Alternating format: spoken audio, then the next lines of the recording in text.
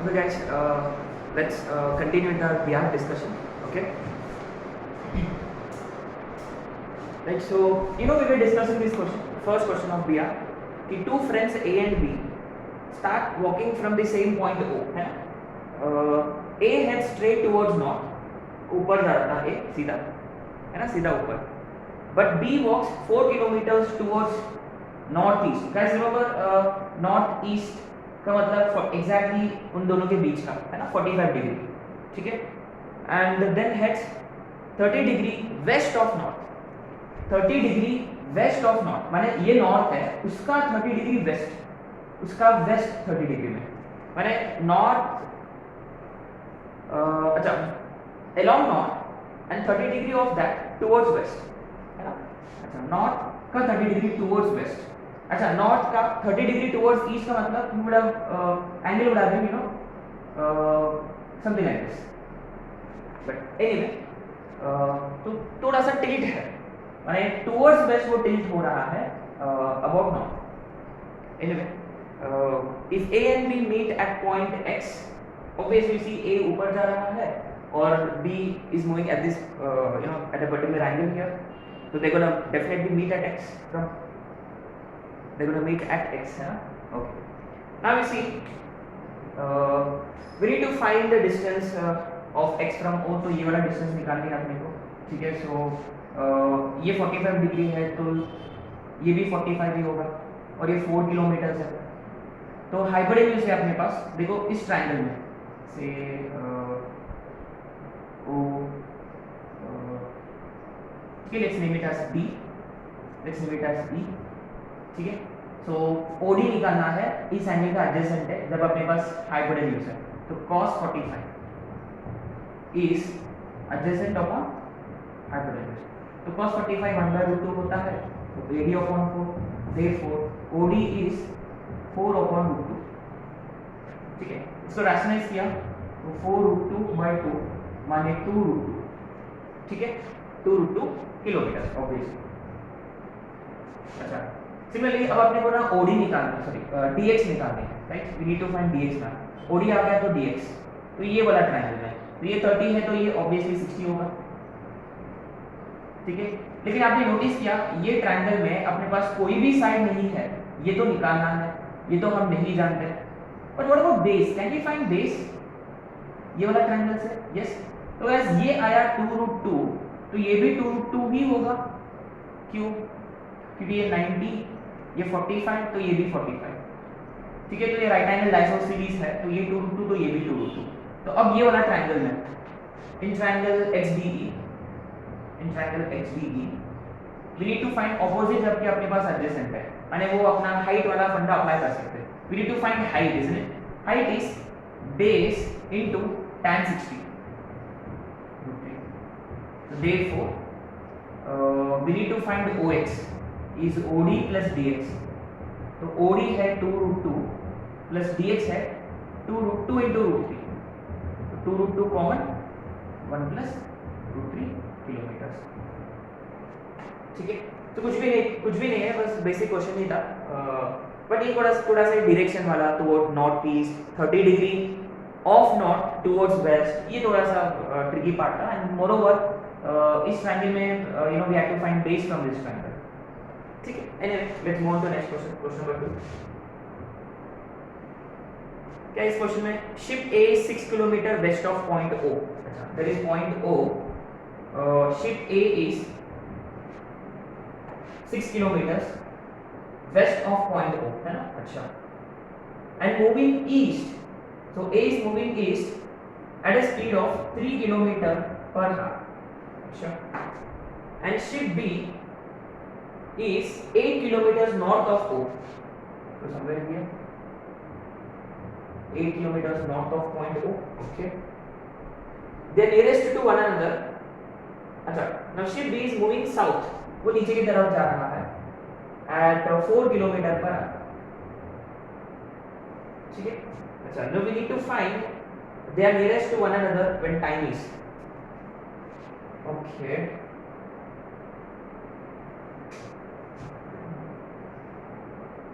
Okay now you see this is an interesting question क्योंकि आपको इसमें कुछ कैलकुलेशन करने की जरूरत ही नहीं है। आपने नोटिस किया B is 8 kilometre away from O, है ना? तो कितना दूर है B फ्रॉम O? 8 किलोमीटर, और वो किस स्पीड से जा रहा है? 4 kilometre per hour. Now you could simply go for options, option के हिसाब से कर सकते हैं। जैसे कि if you look at the very first option 2, so 2 hours में इन 2 hours B would have traveled 8 kilometers. In 2 hours A would have traveled 6 kilometers, isn't it? In 2 hours, so obviously you see B would reach O and A would also reach O in 2 hours. इसका मतलब they would actually meet at point O, माने they would be nearest, isn't it? So we basically made use of options in this case, है ना? So anyway, in 2 hours they meet at O, which is basically they will be nearest in how many hours? 2 hours. तो option is directly A, ठीक है। अब आते हैं question number 3 पे। From a street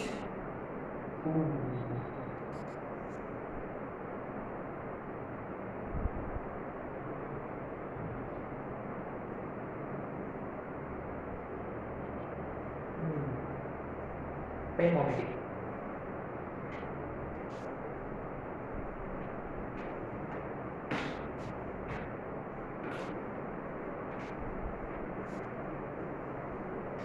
okay क्या है question? From a window x meter high above the ground, okay, in a street, the angle of elevation and depression of top and foot of another house exactly opposite to the window in the same street are alpha and beta respectively, okay. Then the height of the house on the opposite side is, we need to find height of the house.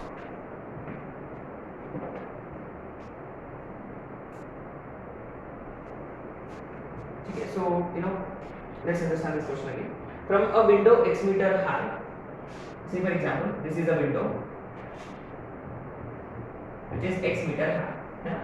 Okay, above the ground in a street, the angle of elevation and depression of top and foot of another house. So there is a house exactly on the opposite side of the street, जिसका angle of elevation है top का elevation और bottom का depression. Remember elevation and depression are always with respect to horizontal. तो elevation दे रखा है alpha ऊपर वाला और डिप्रेशन दे रखा है बीटा, ठीक है। We need to find height of the house, माने ये वाला हाइट निकालनी है, ठीक है। सो ऑब्वियसली ये x रहा तो ये भी x ही होगा, isn't it? So clearly you see height जो भी रहेगा वो x प्लस दिस में, isn't it? x प्लस ये वाला हाइट।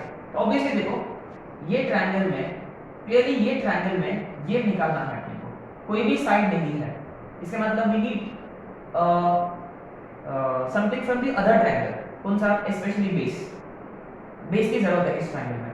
रिमेंबर बेस है जब आपके पास हाइट है, रिमेंबर बेस जो है वो हमेशा height upon tan beta,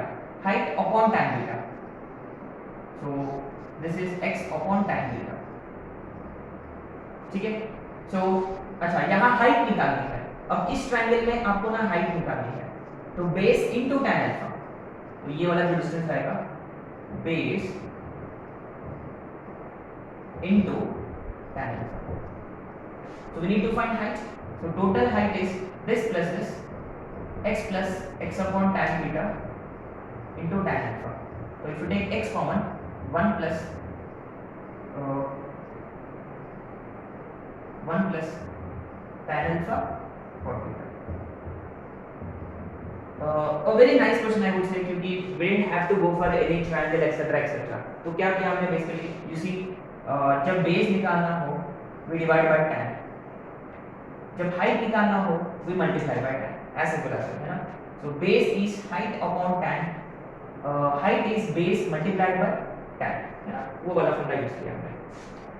अब आते हैं क्वेश्चन नंबर 4 पे।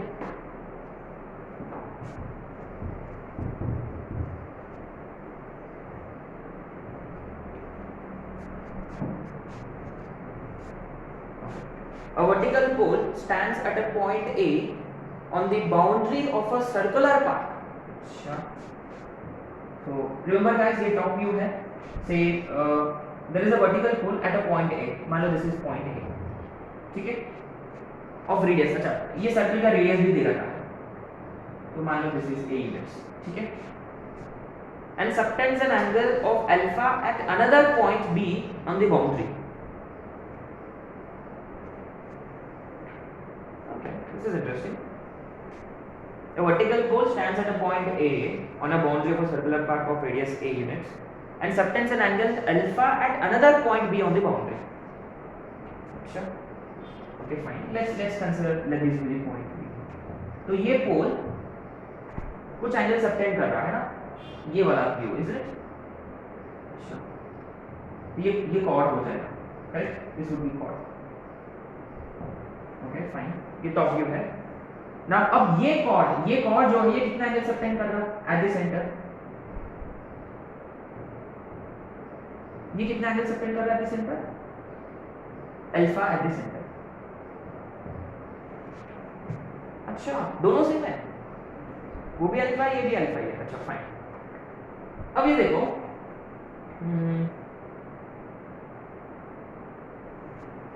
this is subtending an angle alpha. अच्छा fine. Okay. Now the height of the pole is, we need to find height of the pole. Okay. Let's understand. Let's draw side view. Let's draw side view of the pole chord, है ना? वो शायद से ऐसे दिखेगा, ठीक है. A और ये B है, ये बाउंड्री वाले points. And let this be C, which is top of the pole. You see, pole is subtending what angle at the other point? Alpha. और अपने को ना हाइट निकालनी है, so this will be h. ये h होगा, isn't it? This will be h. तब so obviously h निकालना है, तो हम इससे अपन बेस फाइंड कर सकते हैं. Remember बेस के लिए what do we do always? Divide by tan. है ना? अपने पास AB है, AB is h upon tan. ठीक है. अच्छा, अपने पास रेडियस है विच इज A यूनिट्स. अब इस ट्रायंगल में ना कैसे भी करके ये तीनों साइड्स को अपने को we need to find a relation between them. So what is the English put? Can what's the idea?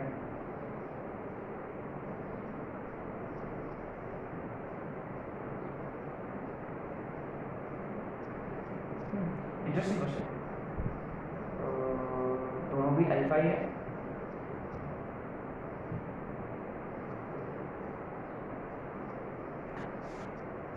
Okay,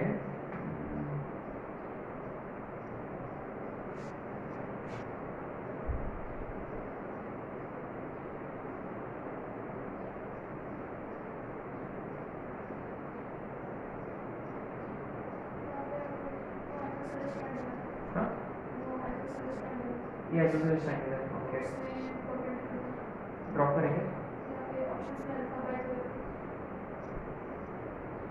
अच्छा अच्छा अच्छा अच्छा, करेक्ट करेक्ट है ना.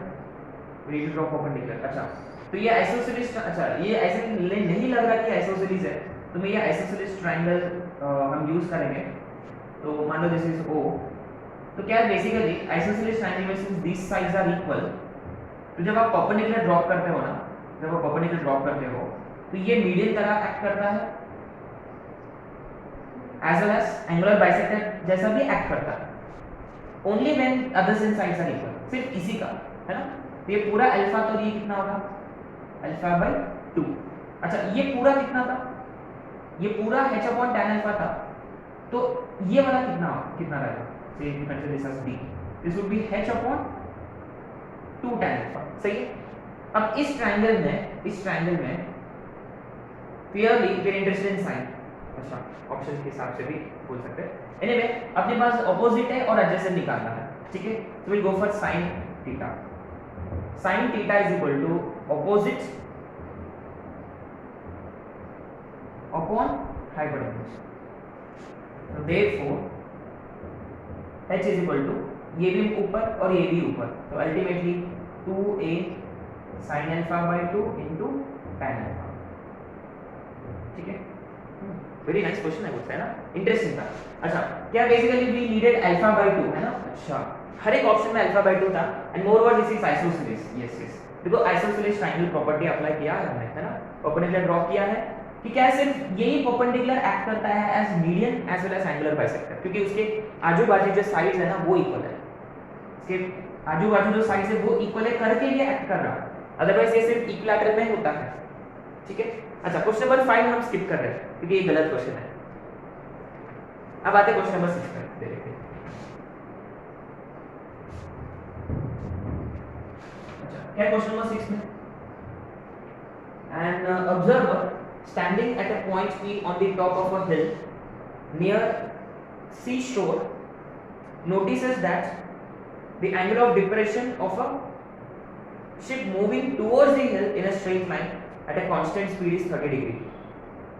After 45 minutes, this angle becomes 45 degree. If t is the total time taken by the ship to move to a point in the sea where the angle of depression of P of the ship is 60 degree, then t is equal to. अच्छा, ये वही question है ना जो अपना speed distance वाला, isn't it? So anyway, let this be top of the hill from where he is observing the ship. Initially, angle of depression of ship was found to be 30 degree, है ना? अच्छा, after 45 minutes, angle of depression was found to be 45 degree. ये 45 minutes के बाद है ना, इतना distance travel करने के लिए उसको लगा 45 minutes. That is B A B C and D. अच्छा, रिमेंबर ये 30 रहा तो ये भी 30, ये 45 रहा तो ये भी 45. इसके बाद क्या हुआ कि t is the total time taken by ship, अच्छा स्टैंडिंग एट पॉइंट P, ये दे रखा है ऑलरेडी. अच्छा, if t is the total time taken by the ship to move to a point in the sea where the angle of depression of the ship is 60 degrees, so he probably would reach another point, say E, where the angle of elevation is 60 degree, angle of depression is 60, ये 60 है तो obviously ये भी 60 होगा, alternate angles etc etc. ठीक है. अच्छा, तो is asking us to find total time. तो ये टाइम तो हम ऑलरेडी जानते हैं, बस आपको ये टाइम निकालनी है and simply add, isn't it? तो anyway let the, remember in सारे ट्रायंगल्स में कॉमन क्या है, ये हाइट है, तो लेट दिस बी h. ठीक है. तो ऑब्वियसली ये पूरा AC कितना होगा, 30 डिग्री है तो बेस ज्यादा होता है तो √3h. ये 45 है, 45 में क्या है, ये ऑपोजिट और एडजेसेंट इक्वल, तो ये h. 60 डिग्री में बेस छोटा होता है तो h/√3. अच्छा, मेंस में हमने एक क्वेश्चन किया था ना, वो कोलिनियर वाला ABC, सिमिलर क्वेश्चन है. अच्छा, अब क्या है, बेसिकली ये वाला टाइम दे रखा है, तो to find speed we need to find this distance DC is AC minus AD. ठीक है. तो DC is AC minus AD, so √3h minus h, √3 minus 1 into h. तो इससे अपने को ना टाइम मिल जाएगा. तो टाइम DC, सॉरी स्पीड निकालना है हमको. Speed is distance DC upon time which is 45. ठीक है. अच्छा, अब निकालना क्या आपने को, DE वाला टाइम निकालना है. सो time DE is distance DE. अच्छा, DE डिस्टेंस भी निकालना है. DE वाला डिस्टेंस कितना होगा, h minus h/√3. तो ये √3 minus 1 into h/√3. ठीक है. √3 minus 1 into h/√3. क्या बोलते हैं, ये डिस्टेंस है, होल डिवाइडेड बाय स्पीड. ये दोनों कटेंगे तो 45/√3. therefore time DE is 45/√3. so it is only time DE, but he is asking us to find total time. therefore total time is, पहले 45 मिनट्स लगा प्लस अभी 45/√3, तो 45 कॉमन निकाला तो 1 + 1/√3. ठीक है. तो 6 का ऑप्शन डी. सो फर्स्ट का 4, सेकंड का 1, थर्ड का 3, फोर्थ का 1 और 6 का 4 है ना. So you see this was a nice question again. ये टाइम निकालो एक्सेट्रा. ये शायद से AEEE में भी था क्या क्वेश्चन या मेंस में ही था है ना. मेंस का क्वेश्चन नंबर लगा. We did almost some similar to this one. तो ये टाइम वाला क्वेश्चन ना आप हमेशा एक्सपेक्ट कर सकते हैं. So with this we finish BR questions. तो हम नेक्स्ट लेक्चर में हम कुछ यूनिक क्वेश्चंस है अपने पास और इनफैक्ट हम कुछ क्वेश्चंस करेंगे RD शर्मा से है ना, जो 10th स्टैंडर्ड का बुक है. ठीक है, उसमें से क्वेश्चंस आते हैं actually, right. So anyway guys, so we'll solve some more questions, difficult ones in our next lecture.